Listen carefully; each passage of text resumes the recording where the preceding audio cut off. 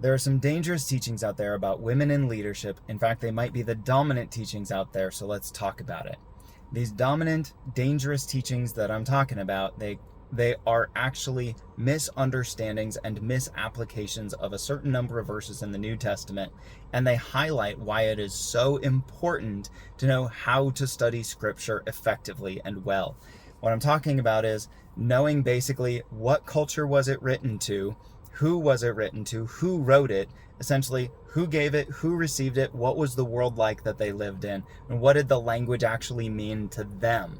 And so, as an example of that, look in the book of Ephesians. You can see this isn't directly related to leadership, but it says, Paul wrote, "Wives, submit to your husbands as to the Lord."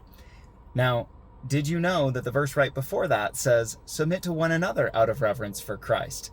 So we, in one verse, have this equalizing statement, and in the next we've got hierarchy created. And how does that make sense? Well, why did women get singled out? Well, if you dig into the culture, you find out, you can see this in the book of Acts, that the primary deity in Ephesus was not a god, it was a goddess named Artemis.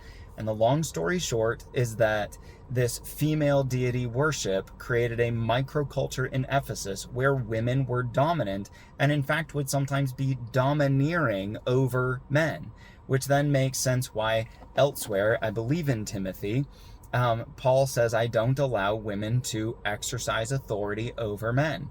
And this is digging into some of the word study and the language study, but it doesn't genuinely mean exercise authority, as in have any authority over men. It means I don't allow women to misuse and lord their authority over men.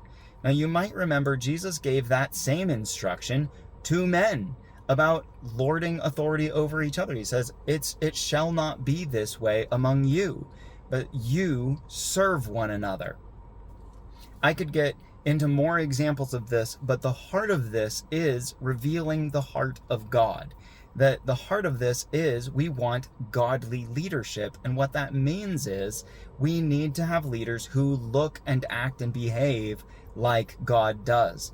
So what we see God did, he raises people up from the beginning of creation until now. He started with literally nothing, and he said, "I will make man in my image."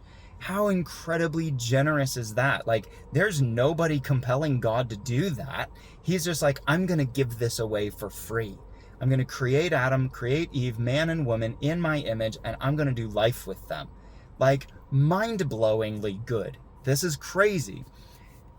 Man and woman rejected that, walked away from him, and he is so good. He's like, no, I'm gonna raise you up. I'm gonna win you back. I'm gonna pursue you. I'm gonna get this. And finally, he sends Jesus, who gives his own life for Pete's sake, and in order to bring us to him again. And he's like, you know what? I'm gonna put my very own spirit inside of you to continue raising you up and shape you into my image again. I'm going to give you my power, my wisdom, my thoughts, my heart. I am raising you up. I'm not creating hierarchy. I'm not creating separation. I'm creating union. And that's the heart of God.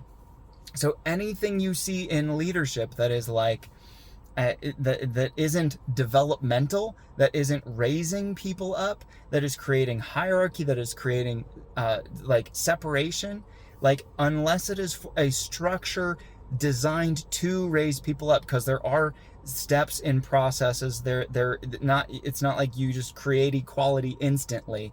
Like, this is a process. We are being conformed to his image. We aren't just arriving. And the same thing happens in leadership, but the heart has to always be to raise people up, not to put people in boxes, not to put people in categories, not to isolate them away, but for connection, for union, and for raising up. That's the biblical heart of leadership. So anything that does that, doesn't do that, anything that shoves a category off to there, whether it's based on gender or whoever, it's not biblical.